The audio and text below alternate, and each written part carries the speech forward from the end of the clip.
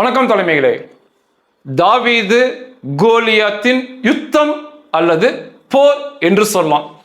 Israel மக்களுடைய வாழ்க்கையிலேயே இந்த போர் ஒரு மறக்க முடியாத போர், மறக்க முடியாத வெற்றி. இந்த வெற்றி என்பது ஒரு அற்புதம் அப்படின்னு சொல்லப்படும். இது இஸ்ரேல் மக்களின் புனித நூலான தோராவில் எழுதப்பட்டிருக்கும். இன்றிலிருந்து 3125 வருஷத்துக்கு முன்னால எழுதப்பட்ட சம்பவம் இது. என்னையெல்லாம் கேட்டால் என்ன சொல்லுவேன்னா, இது ஒரு கட்டுக்கதை. யூதர்கள் அவங்க புனித நூல்ல அவங்கள பெருசுபடுத்துவதற்காக எழுதிய கட்டுக்கதை சொன்னா நான் எளிமையாக சொல்லிட்டு போயிடுவேன். ஏன்னா என்ன வேணாலும் சொல்லலாம். 3120 வருஷத்துக்கு முன்னாடி நடந்ததை யாருமே இன்னைக்கு சொல்லாம எப்படி வேணாலும் பேசலாம். ஆனால் இதில் ஒரு மிகப்பெரிய ஆச்சரியம் என்ன, அதே போல நம்ப முடியாத வெற்றி, அற்புதமான வெற்றி இன்றைக்கு நம் கண் முன்னால் நடக்குது. அதுதான் மிகப்பெரிய ஆச்சரியம்.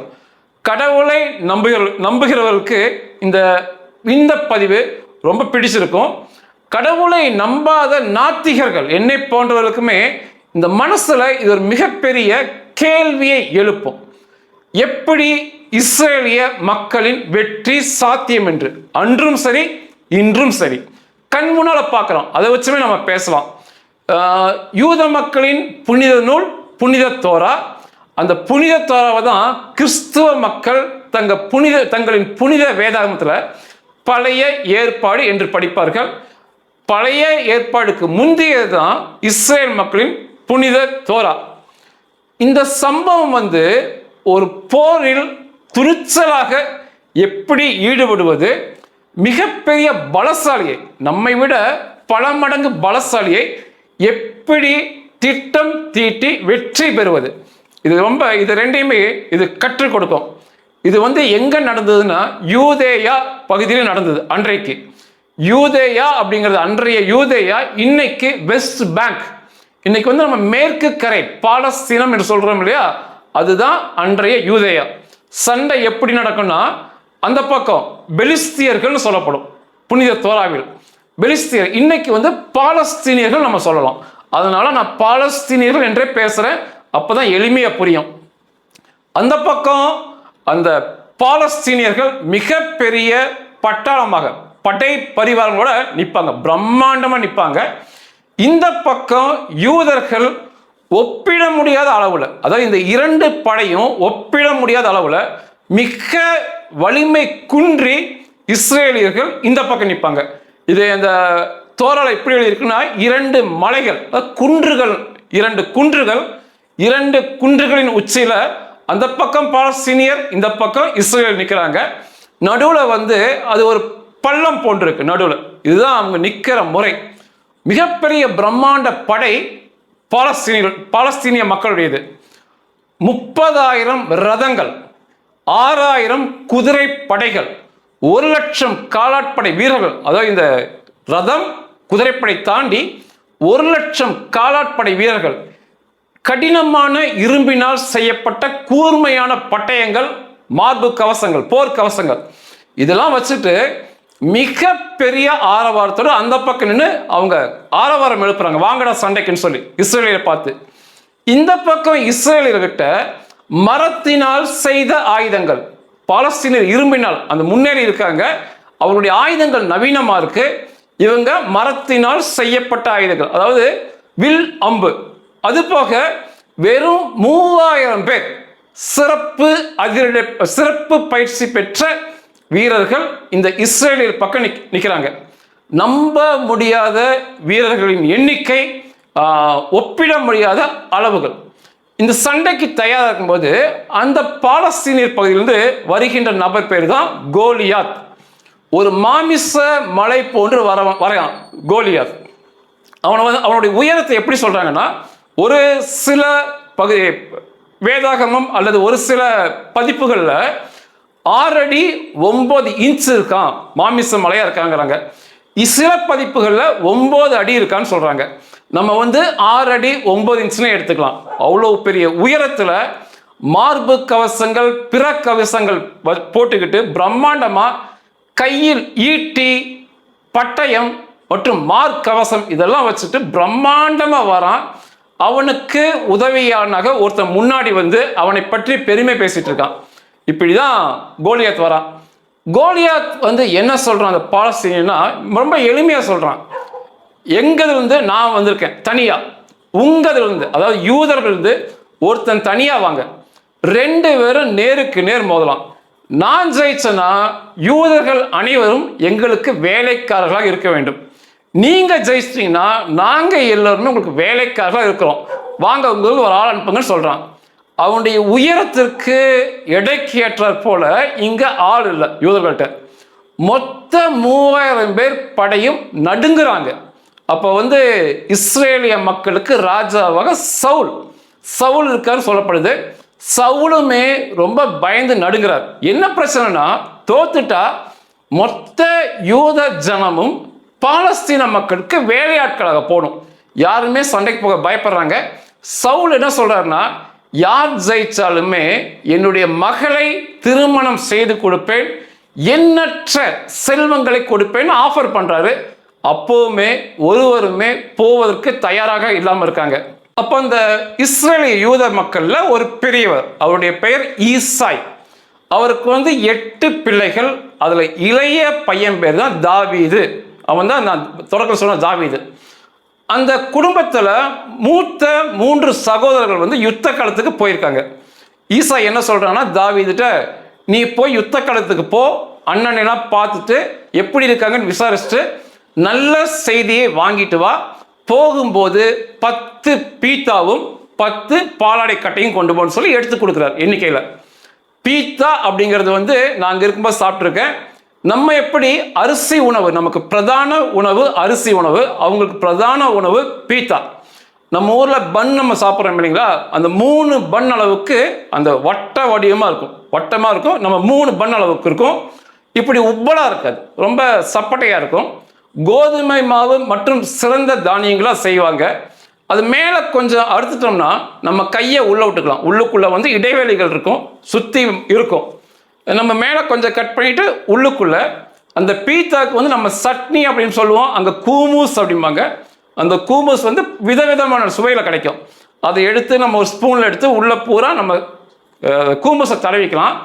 அதுக்கப்புறம் அந்த பீத்தாக்குள்ளே அதிகமாக காய்கறிகளை நிரப்புவாங்க. தக்காளி, வெள்ளரிக்காய், ஆலிவ்லாம் ரொம்ப இஷ்டமான உணவு. ஆலிவ் எண்ணெயை மிதக்குடுவாங்க. எல்லாத்துலேயுமே ஆலிவ் எண்ணெய் நல்லா தடவிக்குவாங்க. இதெல்லாம் உள்ளே போட்டுட்டு அதுக்கப்புறம் கறி வகைகள். கறினா அங்கே வந்து வான்கோழி பிரதானமாக இருக்கும், ஓது அப்படிம்பாங்க. அது போக மாட்டுக்கறி, ஆடுகள்லாம் கம்மியாக இருக்கும். அந்த கறிகளை வெட்டி அந்த காய்கறிகளோட அதையும் திணிச்சு அந்த பீத்தா அப்புறம் வந்து நல்லா உப்பலாக வந்துடும். எல்லாத்தையும் திணிச்ச பிறகு நல்ல ஒரு பீத்தா சாப்பிட்டாலுமே வயிறு நல்லா இருக்கும், நிறைஞ்சிரும். சாலையோரங்களில் அருமையாக வியாபாரம் பண்ணுவாங்க. சின்ன கடையாக இருக்கும் பீத்தா. அங்கே வந்து இப்போ நம்ம ஷவர்மா கடை இங்கேயே பார்க்குறோம். அங்கே வந்து பீத்தா சவர்மா அப்படிம்பாங்க. நம்ம போய் பீத்தா ஒன்று கேட்டோம்னா ஒரு பீத்தா கொடுப்பாங்க. காய்கறி நம்ம என்ன வேணாலும் போட்டுக்கலாம். அது வெளியே இருக்க காய்கறி வந்து நம்ம பிரியமானது எவ்வளோ வேணாலும் எடுத்து உள்ளே போட்டுக்கலாம். சட்னியுமே நம்ம பிடிச்ச சட்னி தடவிக்கலாம். கறி மட்டும் அவர் போட்டு கொடுப்பார், கடைக்காரர் போட்டு தருவார்.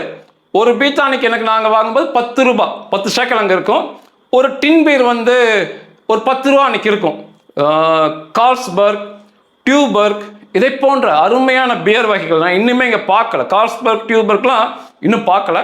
அதை போன்ற பீர் அங்கே இருக்கும். ஒரு பீத்தா ஃபுல்லாக ஒரு பீர் குடிச்சிட்டோம் அப்படின்னா சூப்பராக இருக்கும். வயிறு நிறைஞ்சிரும், ஒரு மாதிரி நல்லா கின்னுன்னு இருக்கும் சாப்பிட்டோம்னா. எனக்கு ரொம்ப பிடிச்சது, அங்கேயும் பிடிச்ச உணவு. 2 பீத்தா 2 பீர்லாம் சாப்பிட்டோம்னா ரொம்பவே அருமையாக இருக்கும். இது அங்கே உணவு முறை. நம்ம பிரதானமானது அரிசி, பிரதானமானது அங்கே பீத்தா. அதுக்காக சொல்ல வந்தேன். அந்த பீத்தாவையும் பாலாடை கட்டி எடுத்துக்கிட்டு தாவீது போகிறான், அந்த யுத்த கழகத்துக்கு போகிறான். அவங்க அண்ணன்களை பார்த்து விசாரிச்சு கொடுக்கும்போது அந்த கோலியாத்தை பார்க்குறான். இந்த கோலியாத் இதை போல சண்டைக்கு கூப்பிடுறது, அறைகோவல் விடுத்து 45 நாளாக வருவதும் போவதுமா இருக்கான். 45 நாள் வரான், கண்டபடி இஸ்ரேல் திட்டுறான். இஸ்ரேல் கடவுளை பிடிச்சி கண்டபடி திட்டுறான். வாங்கடா பார்க்கலாம் சண்டைக்குங்கிறான். இங்கே யாரும் போக மாட்டேங்கிறாங்க பயந்துட்டு. இது நடந்துகிட்டு இருக்கு. இன்னும் அந்த காலகட்டத்தில் என்ன சொல்லுவாங்கன்னா, இந்த பாலஸ்தீனியர்களுக்கு பயந்துகிட்டு இஸ்ரேலியர்கள், ஏன்னா எண்ணிக்கை மிகப்பெரிய எண்ணிக்கை, அவங்க வந்து குகைக்குள்ள தான் வாழ்வாங்க, பயந்து வாழ்வாங்க அப்படின்னு சொல்லுவாங்க. நடுங்கிட்டு இருக்காங்க. தாவீதுக்கு சின்ன பையன், அன்றைய காலகட்டத்தில் அதிகபட்சமாக அவனுக்கு 17 வயது இருக்கலாம். ஒரு 14லேருந்து 17 தான் வயது இருக்கும். அவனுடைய தொழில் வந்து ஆடு மேய்ப்பது. ஆடு மேய்ச்சிட்டு இருக்கிறவன் தான் தாவீது. அவன் பார்க்கலாம், என்னடா நம்ம கடவுளை திட்டான் இவன், இத்தனை பேர் வேடிக்கை பார்க்குறாங்கன்ட்டு அவங்க அண்ணன் சொல்கிறான் 3 பேர்ட்ட, நான் சண்டைக்கு போகிறேன், நம்ம கடவுளை நிந்தனை பண்ணுறான், நீங்கள் நம்ம எப்படி வேடிக்கை பார்க்குறது, நான் சண்டைக்கு போகிறேன்னு. அவங்க அண்ணனுக்குலாம் கோபம் வருது. என்ன 3000 பேர் நாங்கள் இருக்கோம், நாங்கள் எல்லாம் போர் வீரர்கள், எங்களுக்கு தெரியாது உனக்கு தெரிஞ்சிருதா, நீ எப்போவுமே இப்படி தான் தேவையற்ற பிரச்சனை சொல்லி அடித்து விரட்டுறானுங்க 3 பேர் சேர்ந்து. அப்போ தாவீது அங்கிருந்து கொஞ்சம் தள்ளி போய் பிற வீரர்கள்ட்ட போய் சொல்கிறான், நான் சண்டைக்கு போகிறேன் அவங்க கூட சொல்லி. அப்போ எப்படியோ ஒருத்தர் கிடைச்சிட்டான் இல்லையா, அவனை கொண்டு போய் மண்ணாட்டை நிப்பாட்டுறாங்க. சவுல் பார்க்குறான் தாவீதை, சின்ன பையனாக இருக்கான், ஆனால் சண்டைக்கு போகிறேங்கிறான். சவுல் சொல்கிறான், நீ சின்ன பையன், அவன் பிறந்ததில் இருந்தே போர் வீரன், அவன் சின்ன வயசுல சண்டை பழகிட்டு இவ்வளோ பிரம்மாண்டமாக நிற்கிறான், நீ என்னடா பண்ணுவ, ரொம்ப சின்ன பையனாக இருக்க அப்படிங்கிறான். அப்போது தாவீது சொல்கிறான், நான் ஆடு மேய்க்கிறேன், 2 தடவை, ஒரு தடவை சிங்கமும் ஒரு தடவை கரடியும் வந்து என் ஆட்டை பிடிச்சி இழுத்துட்டு போச்சு, நான் போய் சிங்கத்தையும் கரடியும் அதோட வாயை 2ஆக கிழிச்சு என்னுடைய ஆட்டை மீட்டு அதை கொன்று போட்டேன் மன்னரே, நான் நிச்சயமா அதை போலவே இவனையும் கொன்று போடுவேன், நம் தெய்வத்தை நிந்தனை செய்கிறேன்னு சொல்றான். அதுக்கப்புறம் சவுலுக்கு கொஞ்சம் நம்பிக்கை வருது, வேற வழியும் இல்லை, வேற ஆள் அங்கு இல்லை. தாவீதுக்கு பட்டயம் மற்றும் மார்பு கவசம், போர்க்கவசம்லாம் கொடுத்து சண்டைக்கு போன்னு அனுப்புறான். ஆனால் தாவீதுக்கு அதை போட்டெல்லாம் பழக்கம் இல்லை. கத்தி, இந்த மார்பு கவசம்லாம் போட்டு நடக்கவே முடியல. அது எல்லாத்தையும் கழட்டி வீசிக்கிட்டு இருக்கின்ற ஆடையோட, அதுக்கப்புறம் ஆயுதங்கள், அவனுக்கு தேவையான 5 கூழாங்கற்கள், ஆற்றில் கிடைக்கும் கூழாங்கற்களை, நல்ல கூழாங்கற்களை எடுக்கலாம். 5 கூழாங்கல் என்பது இன்றைக்கு 5 புல்லட், 5 தோட்டான்னு நம்ம கற்பனை பண்ணிக்கலாம். அதுபோக கவன், அதாவது இந்த பறவைகளை வீழ்த்தக்கூடியது, சுற்றி அந்த கல்லை வச்சு சுற்றி விடுவாங்க, அந்த கவனை வச்சுக்கிறான். அது வந்து துப்பாக்கின்னு சொல்லலாம். இன்றைக்கே துப்பாக்கியாக மாறி இருக்கு இஸ்ரேலிய மக்கள் கைகளில். இதை மட்டும் எடுத்துக்கிட்டு, ஒரு தடியை மட்டும் எடுத்துக்கிட்டு தாவீது துணிச்சலோட நேருக்கு நேர் சண்டைக்கு கோலியாத்தை பார்த்து போகிறான். கோலியாத் வந்து மிகப்பெரிய ஒருத்தன், இவனை போல ஒரு பெரிய உருவமாக சண்டைக்கு வருவான்னு எதிர்பார்த்து காத்திருக்கும் போது ஒரு பொடியனா வந்து நிற்கிறான். கோலியாத் கண்டபடி திட்டுறான், நீ எப்படா என் கூட சண்டைக்கு வர, உன்னை பீஸா அதாவது பிச்சு போட போறேன் பாருன்னு சொல்லிட்டு கையில் தடி கொண்டு வரதை பார்த்துட்டு, ஏண்டா என்னட்ட சண்டை போடுறதுக்கு தடியை கொண்டு வர, நான் என்ன நாயா, இதெல்லாம் பதிவு பண்ணுறான் கோலியாத். உன்னை பாடுறா பிச்சு போடுறேன் அப்படிங்கும் போது தாவீது சொல்கிறான், நீ கத்தி, இந்த மாதிரி ஈட்டி, உன்னை பாதுகாக்கும் கவசம், இதெல்லாம் போட்டுக்கிட்டு பெரிய உருவத்தோட என் கூட சண்டைக்கு வர, நான் என்னுடைய கடவுளின் பெயரை என்னுடன் வைத்துக்கொண்டு சண்டைக்கு வரேன்னு பதிவு பண்ணிட்டு, சண்டை நம்முடையது, ஆனால் வெற்றி இந்த யுத்தம் கர்த்தருடைய யுத்தம் சொல்லிக்கிட்டு நேருக்கு நேர் 2 பேரும் ஓடி வராங்க. அப்போ அருமையான காட்சியை பார்க்கலாம். தாவீது ஆயுதத்தை எடுக்கிறான், அதாவது அந்த புல்லட் கூழாங்கல்ல எடுக்கிறான், கவனில் வைக்கிறான், கவனில் மாட்டுறான். அந்த ஓட்டத்தில் அந்த கோலியாத்தை பார்த்து ஓடும்போது இதெல்லாம் நடக்குது.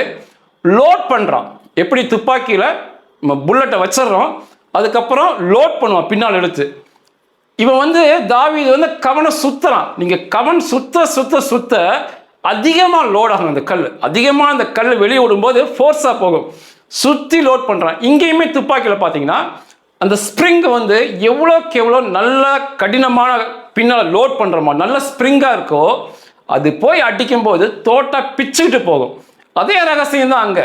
தோட்டாக்கு பதில் கூழாங்கல், துப்பாக்கிக்கு பதில் கவன். துப்பாக்கியை ஸ்ப்ரிங்கில் லோட் பண்ணுற மாதிரி இவன் கவனை சுற்றி சரியாக கோலியாத்தின் நெற்றி போட்டில், அதாவது எந்த இடத்துல அடிக்கணுமோ அந்த இடத்துல அடிக்கிறான். நெற்றி போட்டில் வந்து கல்லை வீசுகிறான்.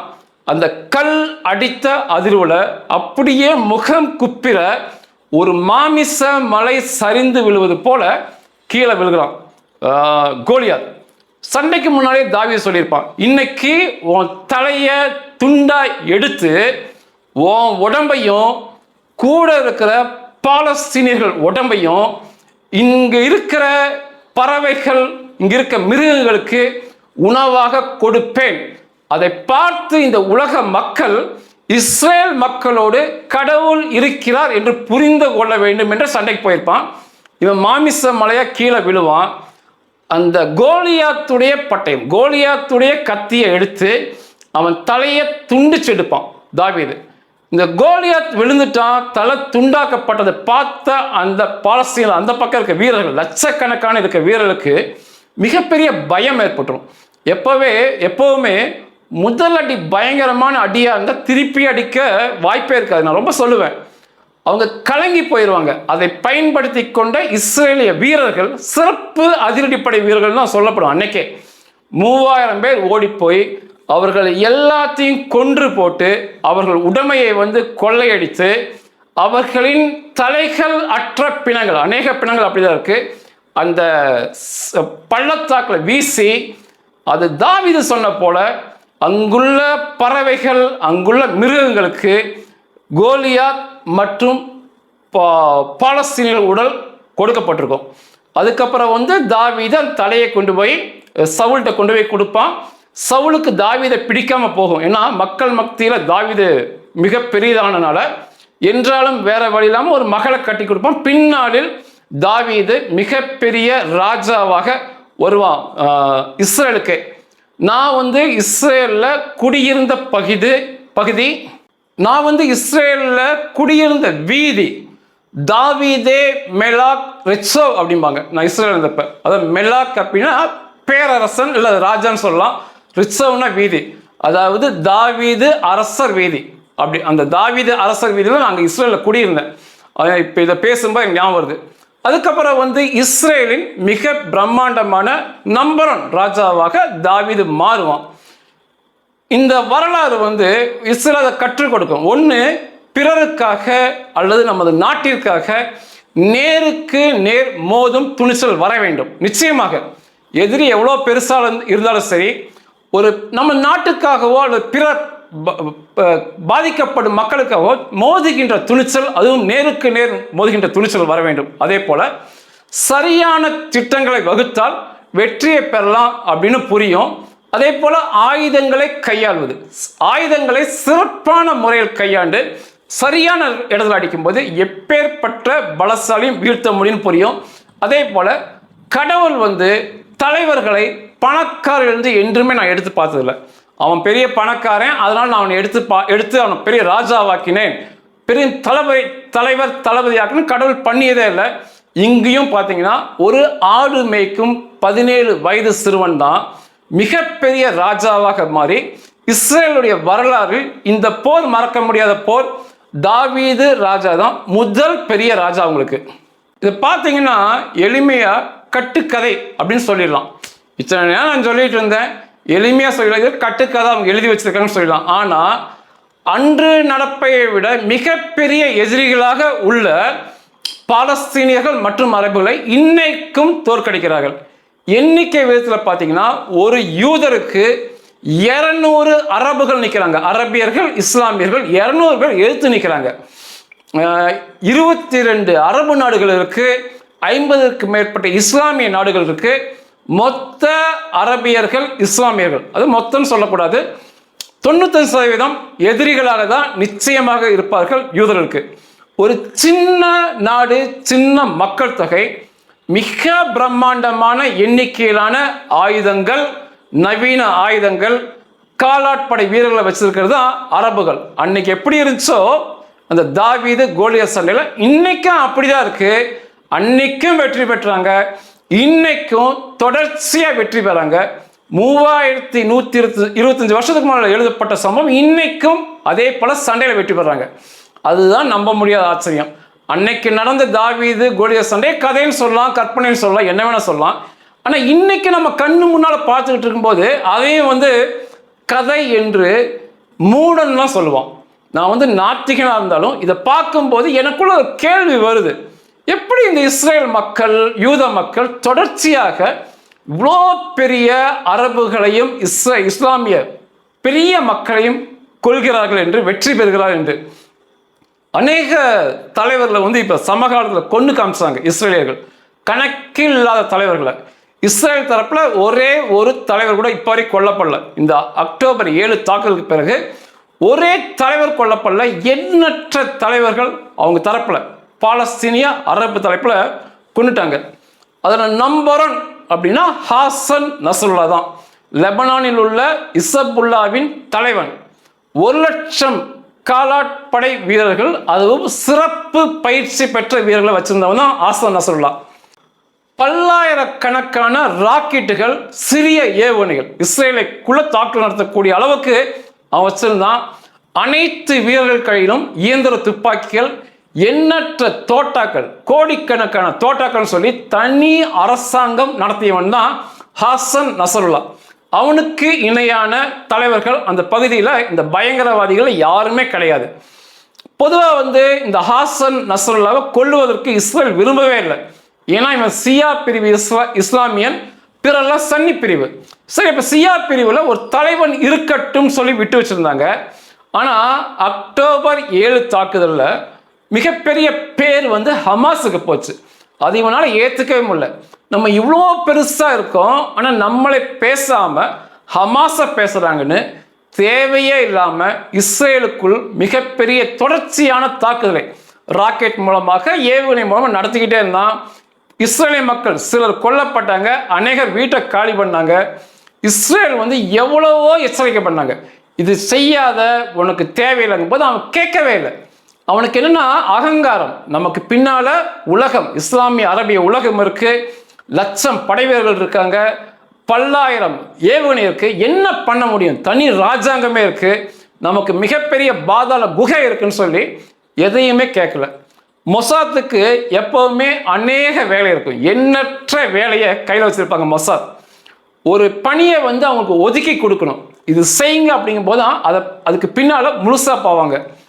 பொறுக்கிற வரைக்கும் பொறுத்துட்டு அதுக்கப்புறம் இஸ்ரேல் பொறுக்கவே முடியல. இஸ்ரேலிய பிரதமர் பென்யமின் நெத்தன்யாகு, அன்றைக்கு போர் அமைச்சர் யோவ் காலண்ட் மற்றும் முப்படை தளபதி ஹெர்ஸி ஹெல்வி எல்லாம் சேர்ந்து ஒரு முடிவு பண்ணாங்க. வேற வழியே இல்லை, இந்த ஹாசன் நஸ்ருல்லா கொல்ல சொல்லி ஒரு அசைன்மெண்ட் கொடுத்தாங்க மொசாத்துக்கு. நீங்கள் இனி ஹாசன் நஸ்ருல்லா கொண்டுதாகணும், அதன் பின்னால் நீங்கள் போங்க அப்படின்னு. அதுக்கப்புறம் முழு கவனமே ஒரு பெரிய டீம் வச்சு இந்த ஹாசன் நஸ்ருல்லாவை எப்படி கொல்வது, எப்படி அதை நிறைவேற்றுவது சொல்லி மொசாத் போனாங்க. அவனை கொல்வதற்கு விடுக்கப்பட்ட ஆப்ரேஷனுடைய பேர் தான் ஆப்ரேஷன் நியூ ஆர்டர். பல நாள் வேலை செஞ்சு அவனை பற்றி நிறைய விஷயத்தை தெரிஞ்சுக்கிட்டாங்க. அவன் வந்து லெபனானில் வந்து பெய்ரூட், தலைநகரம் தான் பெய்ரூட், அது பக்கத்தில் வந்து தஹியா அப்படின்னு ஒரு புறநகர் பகுதி. அந்த புறநகர் பகுதியில் பல்வேறு அடுக்குமாடி கட்டடங்களுக்கு இடையே ஒரு அடுக்குமாடி கட்டடத்தை முழுசாக எடுத்து ஹாசன் நஸ்ருல்லா மற்றும் அந்த கும்பல் அதுக்குள்ள தான் வந்துட்டு போகிறாங்க. அப்பப்போ அங்கே சுற்றி இருக்கிற அநேக கட்டிடங்கள், அடுக்குமாடி கட்டடங்களுமே அவங்க தான் கைவசம் வச்சிருக்காங்க. ஏன்னா இஸ்ரேல் ஒருவேளை மிகப்பெரிய தாக்குதல் நடத்தினா பொதுமக்களின் பழி எண்ணிக்கை குறைக்கணும்னு சொல்லி அவங்க அதை எடுத்து வச்சிருந்திருக்காங்க. அவ்வப்போது ஹாசன் நஸ்ருல்லா அங்கே வரான், தளபதிகள்லாம் சந்திக்கிறாங்க, திரும்ப அவன் போறாங்கிற உண்மையை கண்டுபிடிச்சு மொசாத் சொன்னாங்க. அவன் வந்து அவனுடைய தலைமையகமே அங்கே தான் இருந்துச்சு, தலைமை கட்டணம் அங்கே தான். அந்த அடுக்குமாடி குடியிருப்புக்கு கீழே 60 அடிக்கு ஆழமா தோண்டி பயங்கரமான இரும்பினால் மற்றும் காங்கிரீட்டினால் ஆன பங்கர், ஹெவி பங்கர், யாராலும் உடைக்க முடியாத பங்கர் கட்டி அதுக்குள்ளதான் அவன் தலைமையகம், கட்டளை தலைமையகம் இருந்துச்சு அந்த பகுதியில். அதுக்கு மேல மிக பிரம்மாண்டமான அடுக்குமாடி குடியிருப்பு இருந்துச்சு. சாதாரணமான ஒரு போரிமான குண்டுகள் ஏவுகணையால அந்த பங்கரை தகர்க்க முடியாது. அமெரிக்காவில் தான் மிகப்பெரிய பங்கர் பஸ்டர் பாம் இருந்தது, பங்கரை உடைத்து கொண்டு உள்ள போய் வெடிக்கும். நீங்க பார்த்துருப்பீங்க, ஈரானில் வந்து அந்த அணு கட்டமைப்பை அதன் மூலமாக தான் அழிச்சாங்க. GBU 57A/B MOP, இதுதான் இன்னைக்கு உலகத்தில் மிகப்பெரிய பங்கர் பஸ்டர் பாம் அமெரிக்காக்காரங்க வச்சிருக்கிறாங்க. 14,000 கிலோ மொத்த எடை இருக்கும் அந்த குண்டோட எடை. அதை வாங்கினா நிச்சயமா அதை அழிச்சிடலாம். ஆனால் அதை போய் கேட்கும்போது விஷயம் அமெரிக்காவுக்கு கசியும். அதன் மூலமாக இதை இசபுல்லாக்கும் வரலான்னு சொல்லிட்டு அந்த கேட்கறதை விட்டுக்கிட்டு அன்னைக்கு வந்து இஸ்ரேலுடைய கையில் GBU 28 வகை பங்கர் பஸ்டர் பாம்பு இருந்துச்சு. அதோட எடை வந்து 2000 கிலோ இருக்கும்.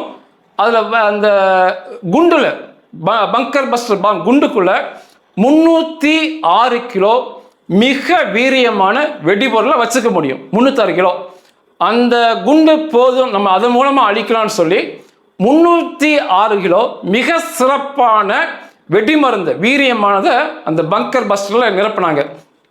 அந்த பங்கர் பஸ்டர் குண்டு வந்து லேசரின் மூலமாக, லேசர் கைடட் பாம்பாங்க, லேசர் மூலமாக வழிநடத்தப்பட்டு வந்து அழிக்கக்கூடியது. திரும்ப வந்து மொசாத் அங்கே வந்து இன்னொரு திட்டத்தை கொடுத்தாங்க. அந்த கட்டடத்தில் எந்தெந்த இடங்கள் எல்லாம் வீக்னஸாக இருக்குமோ, அது பிரம்மாண்ட கட்டடம் தான், இரும்பினால் காங்கிரீட்டினால் ஆன 60 அடி பங்கர் தான், அது வந்து ஈரானும் நார்த் கொரியாவும் சேர்ந்து கட்டி கொடுத்துன்னு சொல்லுவாங்க. மேலேயும் அடுக்குமாடி குடியிருப்பு என்றாலுமே கதவு திறக்கும் இடங்கள் எல்லாமே கண்டிப்பாக வீக்னஸ் பாயிண்ட் சொல்லலாம். அதை போல எங்கெங்கெல்லாம் அந்த கட்டடத்தில் வீக்னஸ் பாயிண்ட் இருக்கோ அங்கே சிறப்பான சமிக்கை, அதாவது ஒரு அடையாளத்தை தரக்கூடிய சின்ன சின்ன கருவிகள், மிக பெரியதல்ல, கையடக்க கருவி, யாருக்குமே தெரியாது, சத்தம்லாம் கொடுக்காது. ஆனால் அது கொடுக்கக்கூடிய சமிக்கை மேலே பறந்து வருகின்ற இஸ்ரேலிய போர் விமானத்துக்கு தெரியும். மேலும் அவர்கள் வெளியே அனுப்புகிற அந்த லேசர் கைடட் பங்கர் பஸ்டர் பாம்புக்கு அந்த சமிக்கை புரியும். அதை போல சிறப்பான கருவியை அந்த கட்டடத்தில் மாட்டி வச்சிட்டாங்க. இப்போ ஹாசன் நஸ்ரல்லாவை அங்கே வர வைக்கணும், அதுக்கு ஒரு திட்டம் தீட்டணும். அப்போ என்ன பண்ணாங்கன்னா, இஸ்ரேலிய பிரதமர் பென்யமின் நெத்தன்யாகு அமெரிக்காவில் உள்ள ஐக்கிய நாடு சபைக்கு உரையாற்ற கிளம்பி போனார். ஹாசன் நஸ்ரல்லா பிற பயங்கரவாதிகள் என்ன நினைப்பாங்கன்னா, இஸ்ரேலிய பிரதமர் வந்து வெளியே போயிட்டாருன்னா மிகப்பெரிய தாக்குதல் நடத்தாது அப்படிங்கிறத ஐதீகம், வரலாறு ஒன்று. இங்கே தான் வரலாறு மாற்றப்பட்டது. இஸ்ரேல் பிரதமர் பென்யமின் நெத்தன்யாகு அமெரிக்கா போயிட்டாரு, ஐநா சபையில் பேசுறாரு. இவன் என்ன ஹாசன் நஸ்ரல்லா நிச்சயமான வந்து இப்போ தாக்குதல் திட்டம் எது நடைபெறாது அப்படின்னு சொல்லி 27 செப்டம்பர் 2024 இஸ்ரேல் எதிர்பார்த்தது போலவே அந்த தலைமை கட்டடத்துக்கு ஒவ்வொருத்தனாவே உள்ளவன் இருந்தானுங்க. இசபுல்லாவுடைய பெரிய கட்டளை தளபதி அலி காக்காய் அவன் உள்ளவன் சேர்றான். ஈரானுடைய அதிரடிப்படை குத்ஸ் ஃபோர்ஸ் அப்படிம்பாங்க, அதனுடைய ஹப்பாஸ் நிப்போசின் அந்த நபர் உள்ளவன் சேர்றாரு. இன்னும் அநேக தளபதிகள் ஒவ்வொருத்தனா வந்து சேர்றாங்க. மொசாத் பொறுமையாக காத்துட்டு இருந்தாங்க, எல்லோரும் வரட்டுன்னு சொல்லி. எதிர்பார்த்தது போலவே ஹாசன் நஸ்ரல்லாவும் உள்ளவன் சேர்ந்து கட்டளை தலைமையத்துக்கு உள்ள போறான். ஆக மொத்தம் ஹாசன் நஸ்ரல்லா எண்ணற்ற தளபதிகள் அந்த கட்டடத்துக்குள்ள போறாங்க. இது ஒரு பெரிய பிரச்சனையாச்சு. இவர்களோடு சேர்ந்து ஹாசன் நஸ்ரல்லா மகளும், அந்த புள்ள அப்பாவிதான், சின்ன மகள் உள்ள போயிட்டா. இப்ப என்ன பண்றேன்னு தெரியல. இவர்கள் எதிர்பார்த்தது போலவே எல்லாம் வட்டாங்க, கொல்லலாம், சமிக்கை கருவிலாம் தயாரா இருக்கு. ஆனாலுமே அந்த சின்ன பொண்ணு உள்ள போனால அந்த தாக்குதல் அப்படியே ஸ்டன்னாகி நின்றுச்சு. என்ன பண்றதுன்னு தெரியல. அப்போ வந்து அவருடைய போர்க்கால அமைச்சர் யோவ் காலண்ட் சொல்றாங்க, இந்த மாதிரி புள்ள உள்ள போயிருக்கு, கொஞ்ச நேரம் பார்க்கலாம், கொஞ்ச நேரம் டைம் கொடுத்து பார்க்கலாம்னு சொல்லி அப்படியே இஸ்ரேலும் லெபனானும் பார்டர் கொஞ்ச நேரம் பார்க்குறாங்க. அந்த புள்ள வெளிவர மாதிரியே தெரில. இப்போ வந்து நேரம் வந்து மாலையை கடக்குது. இன்னும் கொஞ்சம் நேரம் ஆச்சுன்னா இவர்கள் எல்லாமே வெளியே போயிடுவாங்க. ஒட்டுக்கா இப்படி கொத்தாக கிடைப்பது உலக அதிசயம்.